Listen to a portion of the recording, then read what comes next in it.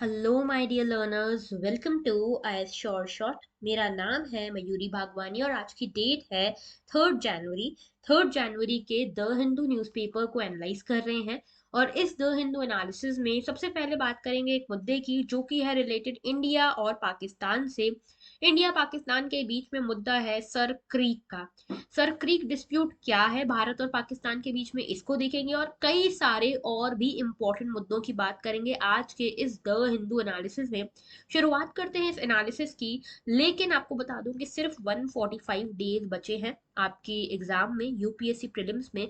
और इसीलिए 2023 की आपको एग्जाम की तैयारी में एकदम स्ट्रांगली जुट जाना है। और इस स्ट्रांगली जुट जाने के लिए आपको और कुछ नहीं सोचना है, सिर्फ ये फोकस करो कि भाई क्या वो तरीके हैं जिनके थ्रू आप अपना सपना पूरा कर सकते हो। बाकी सारे डाइवर्जन, सारे डिस्ट्रैक्शंस छोड़ दो।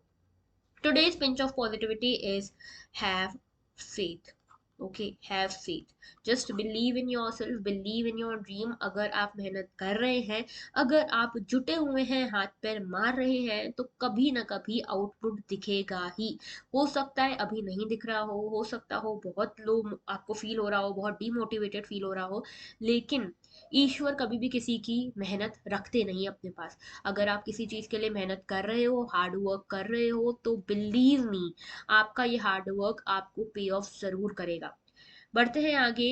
एक बहुत ही बढ़िया सा रिवोल्यूशनरी प्रोग्राम हम लेकर आए हैं, लक्ष्य प्रोग्राम इसका नाम है। वैसे तो सीट फुल अप होने वाली है इसकी, लेकिन आप लोगों को बता दूं कि 23 रुपीज में ये जो प्रोग्राम है हमने लॉन्च किया है, UPSC 2023 in just rupees 23। Revolution इसीलिए कह रहे हैं क्योंकि इसमें आपको ना सिर्फ करंट अफेयर्स मिलेंगे, करंट अफेयर्स का कवरेज होगा साथ में। अच्छा, ये current affairs targeted current affairs है फॉर प्रीलिम्स, ओके। इसी के साथ में हम फोकस करेंगे क्विज पे, ठीक है। करंट अफेयर्स क्विज पे हर रोज की क्विज होगी, साथ में live strategy sessions, doubt sessions होंगे, अनलिमिटेड आप डाउट्स पूछ सकते हो। और साथ में फ्री मैपिंग सेशंस भी आपको मिलेंगे ज्योग्राफी के लिए, ओके। और इन सभी के को अगर आप एक्सेस करना चाहते हो, डिटेल में जानकारी जानना चाहते हो, तो ऊपर आपको यहाँ पे एक लिंक दिख रही होगी, यहाँ पे पॉपअप हो रही होगी, उसको देख लेना, उस वीडियो को, सब कुछ समझ जाओगे इन डिटेल। इसकी सारी जानकारी एनरोल कैसे कर सकते हो कमेंट सेक्शन में और डिस्क्रिप्शन बॉक्स में आपको मिल जाएगी, ओके। बढ़ते हैं आगे। पहला आज का आर्टिकल जो है, India building permanent bunkers for BSF at Gujarat creek along the Pakistan border. तो भाई ऐसा है कि सर क्रीक जो है एक बॉर्डर पे पड़ता है, हमारा इंडिया और पाकिस्तान की बॉर्डर है। देखो यहाँ पे इंडिया और पाकिस्तान की इस तरह से बॉर्डर है, और इस बीच में ये जो एरिया है ये है सर क्रीक। ये सर क्रीक जो है ये डिस्प्यूटेड एरिया है, 98 किलोमीटर्स का डिस्प्यूटेड टेरिटरी है बिटवीन इंडिया एंड पाकिस्तान, जो रण ऑफ कच्छ को अलग करती है। इंडिया में है रण ऑफ कच्छ, है ना, गुजरात में। इस रण ऑफ कच्छ को अलग करती है किससे? ये कच्छ रीजन को अलग करती है गुजरात के सिंध प्रोविंस के पाकिस्तान से, ठीक है। मतलब यहाँ पे पाकिस्तान में सिंध आता है और यहाँ पे गुजरात आता है। गुजरात का जो कच्छ रीजन है वो यहाँ पे सेपरेट होता है सर क्रीक से, ओके। बात करते हैं आगे। तो देखो यहाँ पे मुद्दा क्या है, पहली मुद्दा तो ये है कि सर क्रीक जो है ना, इसके ऊपर एक तो डिस्प्यूटेड टेरिटरी है, और इसीलिए ये जो डिस्प्यूटेड टेरिटरी है बहुत इंपॉर्टेंट है कि इस टेरिटरी की सुरक्षा हो, इस टेरिटरी पे इंडिया का पहरा हो। और इसीलिए बीएसएफ जो बॉर्डर सिक्योरिटी फोर्सेस हैं, उन्होंने अपने परमानेंट बंकर्स यहाँ पे बना दिए हैं, ओके।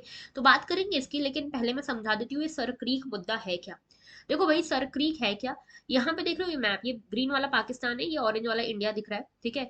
और यहाँ पे देख रहे हो ये जो जो ये वाला रीजन है, यहाँ पे ये रीजन है, और यहाँ पे रण ऑफ कच्छ है हमारा, ठीक है, जो गुजरात वाला। अगर मैं थोड़ा सा डिटेल में बताऊँ, तो देखो ये भारत है ना, ये भारत का एरिया है इस तरह से।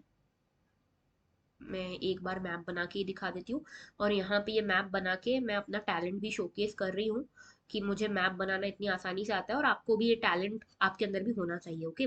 तो बात हो रही है इस वाले रीजन की, ओके, इस वाले रीजन की बात हो रही है। यहाँ पे देख रहे हो ना, इस तरह से पाकिस्तान आता है, तो ये वाला रीजन है यहाँ पे जो जूम करके दिखाया हुआ है, ठीक है। तो ये पाकिस्तान है, इधर साइड पे रण ऑफ कच्छ है, गुजरात वाला रीजन है। और ये देख रहे हो ये बीच में जो जगह है, ये डैश्ड लाइन जो यहाँ पे दिख रही है, ये है सर क्रीक, ठीक है। ये सर क्रीक है। और ये जो है ये बाउंड्री अलग अलग क्लेम करते हैं, इंडिया जो है वो अलग बाउंड्री क्लेम करता है, पाकिस्तान अलग बाउंड्री क्लेम करता है।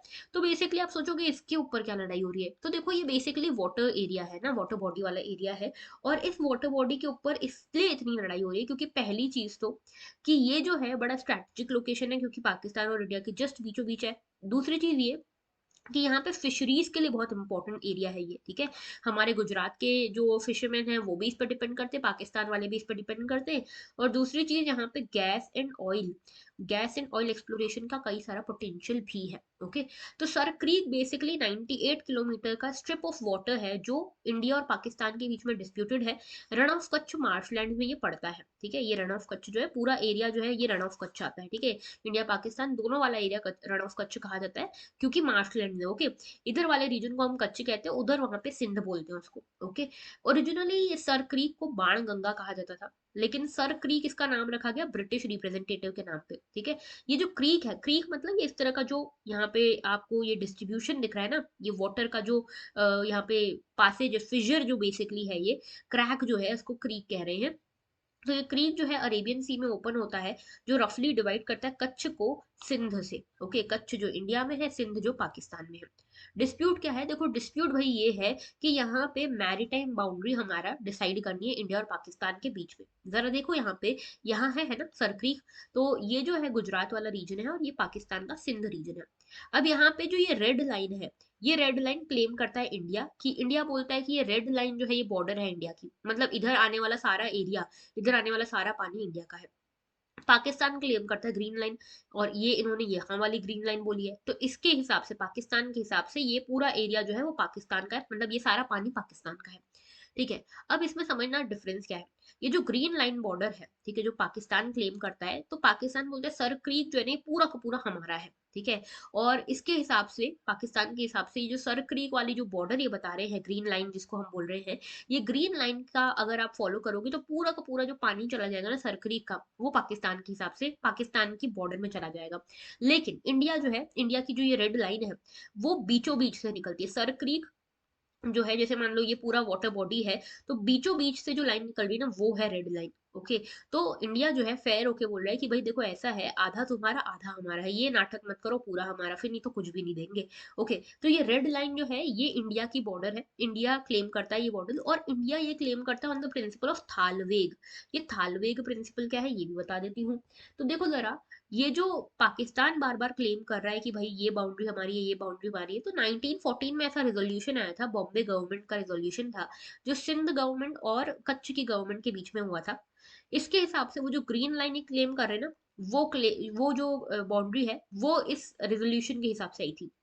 लेकिन 1925 में एक नया मैप आया, इंडिया में ही ये मैप बनाया गया, इंडिया का ही मैप था, जिसमें ये बोला गया कि भाई देखो ऐसा है कि जो यहाँ पे कोई भी आप वाटर बॉडी देखते हो, और अगर ये वाटर बॉडी नेविगेबल है, यानी कि इसके अंदर आप नेविगेट कर सकते हो, अगर ये बॉडी नेविगेबल है, तो ऐसे केस में आपको वो वाटर बॉडी अगर डिस्ट्रीब्यूट करनी है, तो वो मिडिल साइड से, मिडिल एंगल से यहाँ पे डिस्ट्रीब्यूट होगी, मतलब आधी आधी मिड चैनल डिस्ट्रीब्यूशन उसका होगा। तो यहाँ पे इंडिया क्लेम करता है कि बाउंड्री जो है ना, ये ग्रीन लाइन वगैरह कोई बाउंड्री नहीं है, ये 1914 का रेजोल्यूशन है। उसके जस्ट बाद 1925 में ऑलरेडी एक मैप आ चुका है। और वैसे भी इंटरनेशनल, अगर आप मैरीटाइम लॉ की बात करोगे, तो इंटरनेशनल मैरीटाइम लॉ में थालवेग डॉक्ट्रिन लगता है। थालवेग डॉक्ट्रिन बोलता है कि अगर कोई भी वाटर बॉडी है या रिवर बाउंड्री है जो दो स्टेट्स के बीच में डिस्प्यूटेड है, और अगर वो वाटर बॉडी जो है वो नेविगेबल है, ऐसे में उसका डिस्ट्रीब्यूशन मिड चैनल से होगा, यानी कि बीचों बीच से उसका डिस्ट्रीब्यूशन होगा। तो थालवेग प्रिंसिपल के हिसाब से, हमारे हिसाब से तो रेड लाइन को हमको फॉलो करना चाहिए। तो ये है पूरा डिस्प्यूट, है ना। पाकिस्तान बोल रहा है कि ग्रीन लाइन बॉर्डर है, और इंडिया बोल रहा है नहीं, रेड लाइन बॉर्डर है, ओके।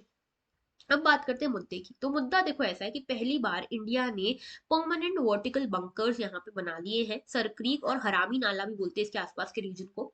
तो सरक्रीक और हरामी नाला के आसपास ये बीएसएफ ने अपने परमानेंट बंकर्स बना लिए हैं, और यूनियन होम मिनिस्ट्री ने इसके लिए 50 करोड़ रुपए का फंड भी दिया है, कि भाई और बंकर्स अगर हमको कभी लगता है, जरूरत पड़ती है, तो हम बना सके। ये कर रहे हैं हम पाकिस्तानी फिशरमैन और फिशिंग बोट्स जो इस एरिया में इन्फिल्ट्रेट करती है उनको रोकने के लिए, ओके। अच्छा, इसी के अलावा यहाँ पे हमने, अच्छा आप लोगों को याद होगा कल का जो हमने लेक्चर डिस्कस किया था, उसमें हमने इंडिया पाकिस्तान का ये इशू भी डिस्कस किया था, कि कई बार इंडिया और पाकिस्तान के जो लोग हैं वो एक दूसरे के वाटर्स में चले जाते हैं, ओके। और किस तरह से इंडिया के कुछ लोगों को पाकिस्तान में अभी भी बंदी बना के रखा हुआ है। तो वही चीज ना हो, इसीलिए बीएसएफ यहाँ पे तैनात है, ओके।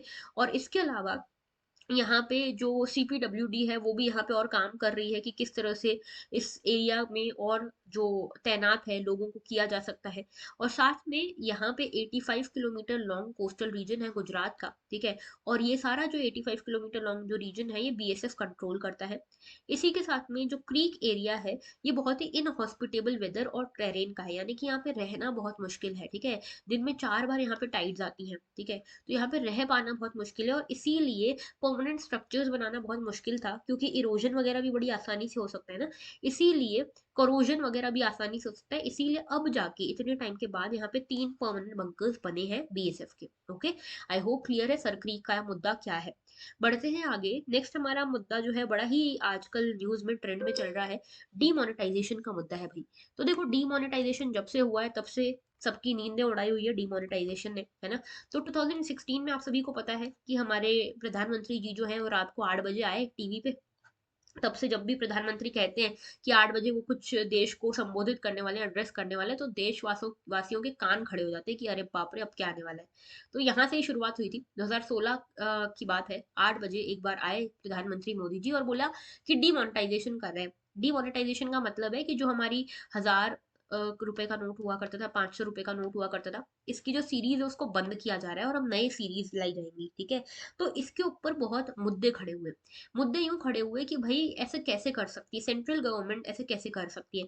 सेंट्रल गवर्नमेंट के ऊपर आरोप लगे कि सेंट्रल गवर्नमेंट ने रातों रात ये फैसला लिया। आरबीआई जो कि हमारी सेंट्रल बैंक है और जो सेंट्रल बोर्ड है, उन सबको भी यहाँ पे इन्वॉल्व नहीं किया गया था इस फैसले में, और आरबीआई को प्रॉपर टाइम नहीं दिया गया कि ये कैसे इस चीज को इम्प्लीमेंट करेंगे, क्योंकि लोगों को इतनी हार्डशिप फेस करनी पड़ी थी। तो यहाँ पे बेसिकली हुआ कुछ यूं कि आरबीआई का जो रोल था वो लोगों को लग रहा था कि आरबीआई का रोल होना चाहिए था भाई डिमोनेटाइजेशन में। सेंट्रल गवर्नमेंट कैसे अकेले डिसीजन ले रही है। तो इसको लेकर पिटीशन गई सुप्रीम कोर्ट में, और सुप्रीम कोर्ट में 5 जज बेंच ने ये पिटीशन सुनी। इसमें से 5 जजेस में से 4 जजेस ने बोला है कि भाई देखो, इसमें कोई गलत बात नहीं है, किस तरह से डिमोनेटाइजेशन हुआ है, कॉन्स्टिट्यूशनल है कि नहीं है, लॉफुल है कि नहीं है। इसका सोल्यूशन ये है कि हाँ भाई बिल्कुल लॉफुल है, कॉन्स्टिट्यूशनल तरीके से हुआ है। एक जो है वो डिसेंट वोट मिला इसमें, ठीक है। तो दोनों की बात करते हैं। इसमें जस्टिस बी आर गवई जो थे, उन्होंने मेजोरिटी वोट दिया और इन्होंने बोला डिमोनेटाइजेशन का जो नोटिफिकेशन आया था इसमें कोई फ्लॉ नहीं है, और इसमें जो टेस्ट ऑफ प्रोपोर्शनैलिटी है वो पास होती है। इन्होंने ये बोला कि भाई जो नोटिफिकेशन है, अगर आप नोटिफिकेशन तब लाना होता है प्रॉपर, पहले नोटिफिकेशन तब लाना होता है जब आरबीआई इनिशिएट करती है प्रपोजल और आप सेंट्रल गवर्नमेंट इसको हामी भरते। लेकिन यहाँ पे तो उल्टा हुआ है ना। तो इसीलिए इसकी जरूरत नहीं थी। लेकिन इसमें डिसेंटिंग व्यू भी मिला है, लेकिन मेजोरिटी व्यू की पहले बात कर लेते हैं। तो मेजोरिटी व्यू ये बोला कि 500,000 के जो बैंक नोट्स यहाँ पे बंद किए गए, उसमें कोई गलत चीज नहीं हुई है, प्रॉपर सही तरीके से हुआ है। स्पेशली यहाँ पे बात हो रही है आरबीआई एक्ट की। आरबीआई एक्ट जो है, आरबीआई एक्ट है 1934 का, इसका सेक्शन 26 क्लॉज 2 यहाँ पे क्वेश्चन में था, ठीक है। यहाँ पे ये था कि जो 26 क्लॉज 2 है, सेक्शन 26 क्लॉज 2 आरबीआई एक्ट का, वो यहाँ पे बोला जा रहा था कि यहाँ पे सेंटर को एक नोटिफिकेशन लेना चाहिए था या सेंटर को एडवाइस लेनी चाहिए थी एंड सो ऑन। लेकिन यहाँ पे जो जजेस है उन्होंने बोला कि ऐसा कुछ नहीं है भाई, कोई वायलेशन नहीं हुआ है आरबीआई एक्ट का। आरबीआई यहाँ पे अगर इनिशिएट करती डीमोनेटाइजेशन का तो मुद्दा अलग होता है। यहाँ पे सेंट्रल गवर्नमेंट ने डीमोनेटाइजेशन का मुद्दा उठाया है, एडवाइस दी है। तो यहाँ पे ये गलत नहीं है according to RBI act. Okay, तो सुप्रीम कोर्ट ने बेसिकली यहाँ पे 2016 का जो डिसीजन था सेंट्रल गवर्नमेंट का, 1,000 और 5,000 के नोटों को बंद करने का, करेंसी नोट को बंद करने का, ठीक है, ये इसके फेवर में फैसला सुनाया है कि इसमें कुछ भी अनलॉफुल या अनकॉन्स्टिट्यूशनल नहीं था। 58 पिटिशंस लगी थी डिमोनेटाइजेशन के अगेंस्ट, लेकिन इसमें से किसी भी पिटिशन को यहाँ पे सुप्रीम कोर्ट ने सपोर्ट नहीं किया है, इनफैक्ट सभी को रिजेक्ट कर दिया है। कोर्ट ने ये कहा कि सेंट्रल गवर्नमेंट जो है उसके पास पावर है कि वो चाहे तो सारी की सारी सीरीज के नोट्स को डीमोनेटाइज कर सकती है। एक मुद्दा इसमें ये उठ रहा था कि जो आरबीआई एक्ट है उसमें लिखा है एनी सीरीज को आप डिमोनेटाइजेशन कर सकते हो, एनी सीरीज को आप बंद कर सकते हो। एनी मतलब एक सीरीज, 2 सीरीज या 5 सीरीज, आप सारी सीरीज नहीं बंद कर सकते। मतलब क्या है इसका कि देखो, हमारे देश में जब ये 1,500 के नोट बंद हुए ना, तो लगभग 86% जो सर्कुलेशन होता था पैसे का वो इसी में होता था, 1,500 का। तो लगभग बहुत ज्यादा मेजर इकोनॉमी में चेंजेस हुए ना। तो इनका पिटिशनर का कहना था कि भाई आप एनी चेंज करते, आपने तो पूरे का पूरे चेंज कर दिया। तो सुप्रीम कोर्ट ने बोला कैसी बात कर रहे हो आप, ठीक है। सेंट्रल गवर्नमेंट है, उसके पास हक है कि वो चाहे तो सारी की सारी सीरीज का जो नोट्स है वो बंद कर सकती है। और इसके लिए कंसल्टेशन हुआ था सेंट्रल गवर्नमेंट और आरबीआई के बीच में 6 महीने पहले से ही। इसके साथ में दोनों हियरिंग्स के टाइम पे जो यहाँ पे जजेस थे उन्होंने बोला कि भाई सेंट्रल गवर्नमेंट और आरबीआई दोनों ही अपना अपना पक्ष रखें। ओके, 5 जजेस की बेंच में से 4 ने यहाँ पे सेंट्रल गवर्नमेंट को सपोर्ट किया, एक ने डिसेंट व्यू दिया है। ठीक है, तो 2016 का मुद्दा है, 1000 और 500 के नोट जो है वो बंद हो गए थे। 86% कैश जो था सर्कुलेशन में उस टाइम पे इकोनॉमी में, वो बंद हो गया था। ठीक है, उसका डिमोनेटाइजेशन हुआ। एम था कि ब्लैक मनी को कर्ब करना है, ब्लैक मनी को क्रैक डाउन करना है, करप्शन को रोकना है और जो भी डिजिटल ट्रांजैक्शन है उनको बढ़ावा देना है। लेकिन डिमोनेटाइजेशन के चक्कर में लोगों को बहुत दिक्कतें हुई, डिसरप्शन हुआ, हार्डशिप हुई और इसीलिए फिर इस तरह की पिटीशंस लगी। ओके, तो यहाँ पे मुद्दा था इसी के बारे में और इसमें सुप्रीम कोर्ट ने पूरी तरह से सेंट्रल गवर्नमेंट को सपोर्ट किया है। ठीक है, बात करते हैं आगे नेक्स्ट इशू की। तो नेक्स्ट इशू जो है, जीएस पेपर टू पॉलिटी से आप कनेक्ट कर सकते हो, गवर्नमेंट पॉलिसी से कनेक्ट कर सकते हो। मुद्दा है फॉरेस्ट राइट एक्ट का। तो एसटी कमीशन जो है, national commission for scheduled tribe, ये जो कमीशन है, इन्होंने बोला है कि जो नए रूल्स आए ना, जिनका नाम है फॉरेस्ट कंजर्वेशन रूल्स, जो फॉरेस्ट कंजर्वेशन रूल्स आए हैं 2022 के, ये फॉरेस्ट कंजर्वेशन रूल्स जो है ये वायलेट कर रहे हैं फॉरेस्ट राइट्स एक्ट को, जो 2006 का है। तो बेसिकली यहाँ पे कहना ये है कि फॉरेस्ट कंजर्वेशन रूल्स जो आए हैं नए वाले, वो यहाँ पे जो लोग यहाँ पे ड्वेल करते हैं, फॉरेस्ट रीजन में ड्वेल करते हैं, मोस्टली ट्राइबल पीपल है, शेड्यूल ट्राइब्स है।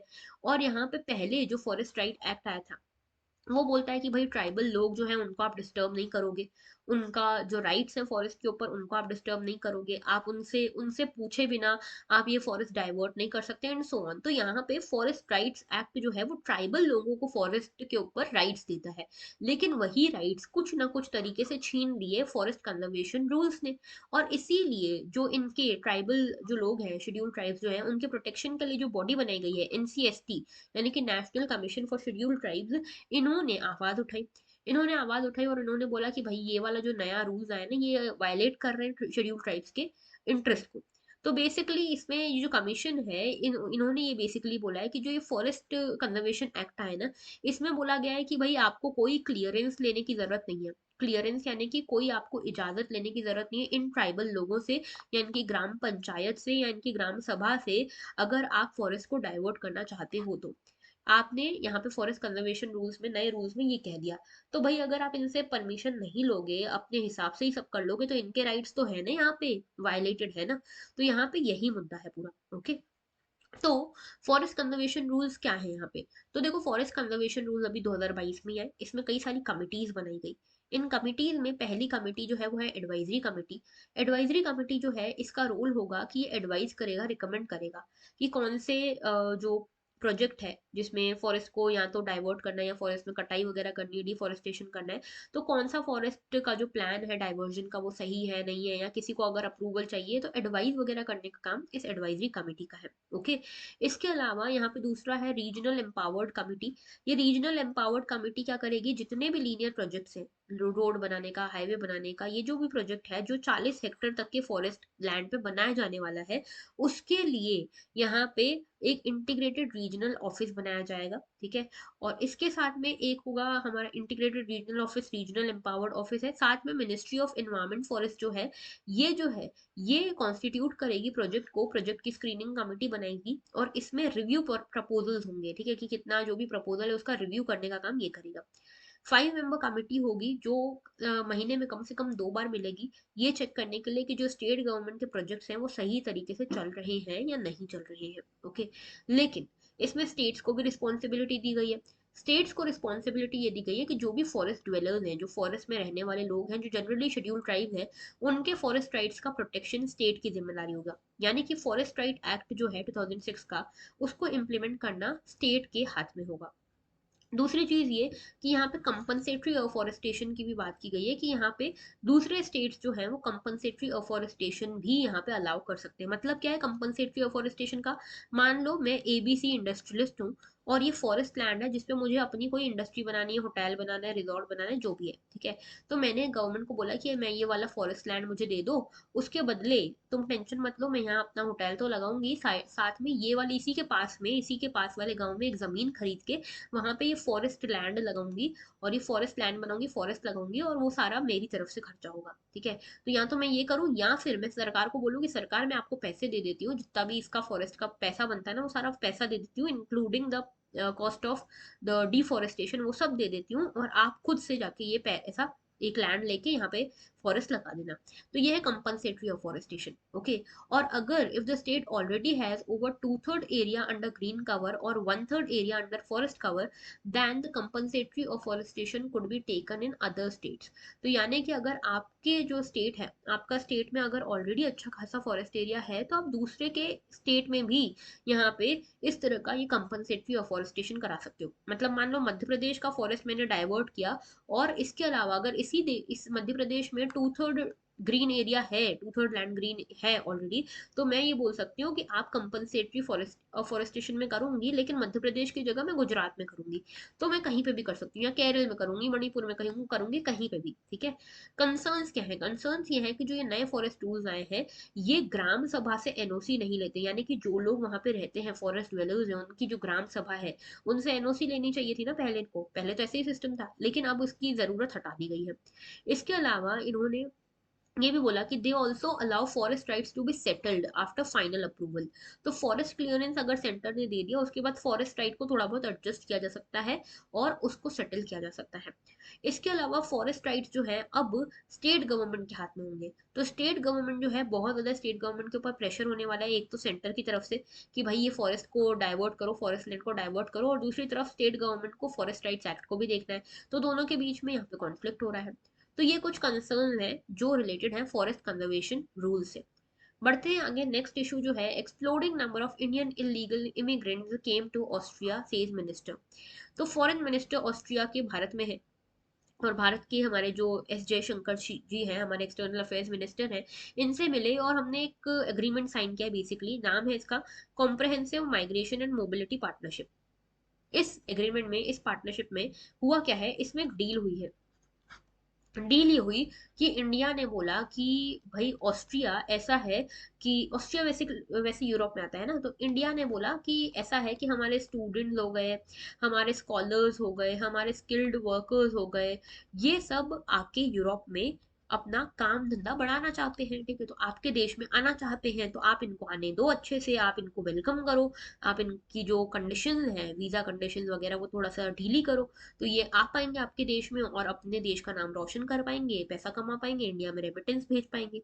ऑस्ट्रिया ने बोला कोई दिक्कत नहीं, हम करेंगे, हमें कोई दिक्कत नहीं, हमारा तो इकोनॉमी चलता है माइग्रेशन के ऊपर ही, ठीक है।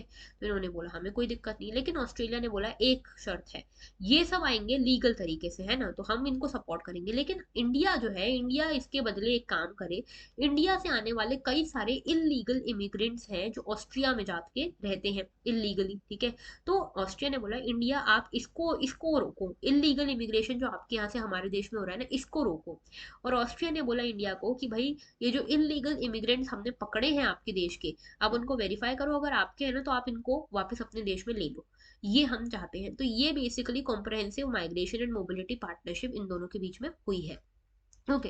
तो देखो ये comprehensive migration and mobility partnership में बात हुई है कि students, academics, researchers, migration for professional and economic reasons के कारण जो भी मोबिलिटी की जरूरत है उसको फैसिलिटेट करेगा ऑस्ट्रिया, साथ में उसके बदले इलीगल इमिग्रेशन को रोकेगा इंडिया, ठीक है। तो इलीगल माइग्रेशन रोकेगा इंडिया, ठीक है, क्योंकि इंडिया और यूरोपियन यूनियन का फ्री ट्रेड एग्रीमेंट फिर उसके चक्कर में अफेक्ट हो रहा है। इसके साथ स्किल डेवलपमेंट जो है, वो जो है इंडिया और जो ऑस्ट्रिया है उसके लोगों के साथ में कराई जाएगी through a joint working group, okay. इसमें एक्सचेंज प्रोग्राम्स वगैरह भी रहेंगे। तो यही है बस इंडिया और ऑस्ट्रिया के बीच में। नेक्स्ट बात करते हैं आज के एडिटोरियल की, when degrees lose their worth. बात है ये रिलेटेड एजुकेशन से। मुद्दा इसमें बड़ा आसान सा उठाया गया है। आजकल के जमाने में इतना एजुकेशन का हाइप बना हुआ है ना, हर कोई यहाँ पे बड़ी से बड़ी डिग्री अचीव करना चाहता है, और एक डिग्री में तो आजकल किसी का पेट नहीं भरता, ठीक है। पहले बीटेक करेंगे, फिर एमटेक करेंगे, फिर एमएस करेंगे, और दुनिया भर की जितनी भी डिग्रीज हैं वो कर लेंगे, सिर्फ इस आस में कि हमको एक अच्छी नौकरी मिल जाए, एक अच्छी एम्प्लॉयमेंट हमको मिल जाए, ठीक है। तो बेसिकली आजकल जो है वो एजुकेशन बाजार लगा हुआ है, ठीक है। एजुकेशन बाजार या डिग्री बाजार आप कह सकते हो। इसी डिग्री बाजार की, इसी एजुकेशन बाजार की यहाँ पे बात की हुई है कि जब डिग्रीज ही अपना वर्द खोने लगे, क्योंकि देखो अगर आपने बीटेक कर लिया तो आप हो ना, थोड़े बहुत तो एलिजिबल हो, तो आपको यहाँ पे जॉब करनी चाहिए, लेकिन एम्प्लॉयमेंट के अपॉर्चुनिटीज ही अवेलेबल नहीं है, तो जो इंसान है वो सोचता है कि भाई सारी डिग्री कर लेती हूँ, कहीं ना कहीं से तो कुछ ना कुछ तो नौकरी मिलेगी, ठीक है। तो देखो यहाँ पे इसी के बारे में बात की हुई है, और इसमें ऑथर बोलते हैं, एक बुक के बारे में बात करते हैं, the diploma disease. Diploma disease में बेसिकली ये लिखा हुआ है कि एक स्ट्रक्चरल एक्सप्लेनेशन दिया है कि लोग एक से ज्यादा डिग्रीज क्यों इकट्ठी करने में लगे रहते हैं, किस तरह से ये एक ऐसा फिनोमिना है जिसमें क्वालिफिकेशंस का डीवैल्यूएशन हो रहा है। डीवैल्यूएशन यानी कि कोई भी क्वालिफिकेशन आप अचीव कर लो, बड़ी से बड़ी कोई वैल्यू ही नहीं है, ठीक है। क्यों? क्योंकि ये क्वालिफिकेशन तो आजकल के जमाने में सबके पास है, इस तरह का तो डीवैल्यूएशन हो रहा है, ओके। और यहाँ पे हर किसी को इच्छा यही है कि ज्यादा से ज्यादा एक्यूमुलेट कर पाए वो डिग्रीज, ओके, जिसके थ्रू क्या हो कि वो यहाँ पे कहीं ना कहीं जॉब उसको मिल जाए, ठीक है। तो ये Sri Lanka, south Korea, Japan, India सभी जगह पे हो रहा है, ठीक है। इसी के साथ इसको ये टर्म देते हैं एजुकेशनल बाजार। साथ में ये एक इंडिया की एक स्टडी के बारे में बात करते हैं, द ग्रेट इंडियन स्कूल बाजार। वैसे ही इंडिया में यूनिवर्सिटी बाजार आजकल लग रहा है ना। तो ये जो ग्रेट इंडियन स्कूल बाजार है, वैसे ही हमारे देश में हायर एजुकेशन का भी वही सेम हाल है। तो आजकल तो क्या हो रहा है ना कि हर यूनिवर्सिटी ने डुअल डिग्रीज की भी परमिशन दे दी है। डुअल डिग्री यानी कि एक समय पे आप एक से ज्यादा डिग्रीज कर पाते हो, मतलब बीटेक भी कर रहे हो, साथ में बीबीए भी कर रहे हो, इस तरह के भी काम चल रहा है, ठीक है। तो यहाँ पे ड्राइविंग फोर्स क्या है, ऐसा क्यों कर रहे हैं लोग? हमारे एजुकेशन सिस्टम में तो इशू है ही है, ये सही, उसके अलावा इकोनॉमी में भी इशू है, ठीक है। इकोनॉमी में भी इशू है, जो सिस्टम है ना वो एनकरेज कर रहा है स्टूडेंट्स को कि वो एक से ज्यादा डिग्रीज और कोर्सेज में एनरोल करें। हर कोई यहाँ पे जॉब रेडी होना चाहता है, और आप देखते भी हो कि कोई कोर्स आपको बोलता है कि आपको यहाँ पे ये कोर्स कर लो, उसके बाद ये इतनी हजार की नौकरी पक्की। तो लोग जो है उसको ऐसे ही कर लेते हैं, जॉब रेडी बना रहा है ना वो आपको, तो इस चक्कर में कर लेते हैं सिर्फ एक सर्टिफिकेट के लिए। और यहाँ पे ड्राइविंग फोर्स जो है मेजरली इकोनॉमी है। क्यों? क्योंकि यहाँ पे इकोनॉमिक ग्रोथ उतनी अच्छी नहीं हो रही है कि यहाँ पे एम्प्लॉयमेंट जनरेट हो सके, और एम्प्लॉयमेंट जनरेट छोड़ो, विलेजेस तो छोड़ो, अर्बन एरियाज में भी नहीं हो रही। तो ये जॉबलेसनेस के कारण जो लोग हैं वो ये सोचते हैं, कैंडिडेट्स जो है वो ये सोचते हैं कि मल्टीपल सर्टिफिकेट्स ले लेते हैं, कहीं ना कुछ जॉब तो मिल ही जाएगी। और इसमें जॉब मार्केट की जो वॉलेटिलिटी है वो भी है, ठीक है, कि यहाँ पे एंग्जाइटी इतनी क्रिएट हो गई है। और इसके साथ में 1980 में ये भी माना जाता था कि जो जॉब्स हैं, जॉब का आइडिया और जो एजुकेशन है, एजुकेशन में जो हायर लर्निंग है या डिग्रीज है, उनका आइडिया आपस में सेपरेट होना चाहिए, इंडिपेंडेंट होना चाहिए, ठीक है। और इसमें फॉर्मल क्वालिफिकेशन और जॉब्स का सीधे कोई संबंध नहीं होना चाहिए। स्टूडेंट्स जो हैं उनको ये समझ में आना चाहिए that students knew they could not be choosy, and their parents were also anxious to push their words. तो आप देखते हो आजकल के टाइम पे हर कोई हर कुछ कर रहा है, हर सारी डिग्री अक्वायर कर रहा है। और आजकल का जो ओपन लर्निंग का सिस्टम आ गया है, उस चक्कर में तो आप सब कुछ कर सकते हो, ऑनलाइन कोर्सेज हर तरह के कर सकते हो। तो यहाँ पे जो डोरेस थीसिस था, जो ये डिप्लोमा डिसीज की बात करें, वही थीसिस की बात करें यहाँ पे, उसमें हम देखते हैं कि डिग्रीज का डी वैल्यूएशन हो गया है, स्टैंडर्ड्स का डीवैल्यूएशन हो गया है, लोअर हो गए स्टैंडर्ड्स हमारे। और इसी के साथ में आप देखते हो कि ये जो स्पाइरल है एक्सटेंडिंग सिस्टम का, ये यहाँ पे वैकेंसीज क्रोनिकली बढ़ती जा रही हैं, एनुअल इनटेक जो है लाइब्रेरीज में जो है वो कम हो गया है। लोग पढ़ना नहीं चाहते, ठीक है, लोग रीडिंग नहीं करना चाहते, लोग सीखना नहीं चाहते हैं, लोग बस डिग्रीज जमा करना चाहते हैं, और इस डिग्रीज के थ्रू बस जॉब रेडी होना चाहते हैं, ठीक है, जो कि ठीक नहीं है। तो यहाँ पे मेजर हमारा फोकस होना चाहिए सीखने पे, रीडिंग पे, rather then just being job ready and just accumulating the degrees. तो कुल मिला के इसी डिप्लोमा डिसीज की यहाँ पे बात हो रही थी। तो इस तरह की टर्म्स आप यूज कर सकते हो अपने मेंस के आंसर्स में, बहुत बढ़िया टर्म्स है, ओके। चलिए, आज का क्वेश्चन, आपका क्वेश्चन ऑफ द डे जो है, कल का जो क्वेश्चन जिन लोगों ने आंसर किया था उनको हमने अलग से टाइटल दिया है स्टार ऑफ द डे, ठीक है। आज के जो क्वेश्चन का जवाब देगा वो कल का स्टार ऑफ द डे होगा। तो बेसिकली क्वेश्चन ये है कि ये देख रहे हो, ये लाइन है प्राइम मेरिडियन, ठीक है, ये लॉन्गिट्यूड है प्राइम मेरिडियन। ये प्राइम मेरिडियन कौन कौन सी कंट्री को क्रॉस करते हुए निकलता है, ये मुझे जानना है आप लोगों से। इसका आंसर मुझे कमेंट सेक्शन में आपसे चाहिए। ओके, तो कमेंट सेक्शन में कमेंट करना मत भूलना इस क्वेश्चन का आंसर। और जो हमारा लक्ष्य प्रोग्राम है, ये लक्ष्य प्रोग्राम जल्दी ही इसकी सारी सीट्स एग्जॉस्ट हो जाएंगी। तो अगर आपने अभी तक इसके लिए एनरोल नहीं किया है, जल्दी जल्दी कर लो। देखो, अगर आप ये लक्ष्य प्रोग्राम में एनरोल नहीं कर रहे हो ना, बहुत ज्यादा घाटे का सौदा कर रहे हो, लॉस मेकिंग काम कर रहे हो। क्योंकि यार 23 रुपए में क्या मिलता है आजकल के जमाने में, चाय कॉफी भी नहीं मिलती, और 23 रुपए में आपको करंट अफेयर्स का फुल लॉन कवरेज मिल रहा है। अब उससे ज्यादा क्या लोगे, भगवान लाके दे दूं आपको? ऐसा तो नहीं हो सकता है ना। तो यहाँ पे अगर लक्ष्य प्रोग्राम में आपने लॉन्च हो चुका है, लक्ष्य प्रोग्राम आपने अगर नहीं किया एनरोल, तो जल्दी जल्दी कर लो, क्योंकि अगर नहीं कर रहे हो तो बहुत बड़ी गलती कर रहे हो, I am telling you. Okay, चलिए, अगर आप यूपीएससी को शॉर्ट मैनर में क्लियर करना चाहते हो तो लेक्चर को सब्सक्राइब कर दो, चैनल को सब्सक्राइब कर दो, लेक्चर को लाइक कर दो, शेयर कर दो, कमेंट करना मत भूलना, and star of the day बनना मत भूलना। ओके, अच्छा, अगर कनेक्ट करना चाहते हो उसके भी मीडियम्स बता देती हूँ। ये है कनेक्ट करने के मीडियम्स।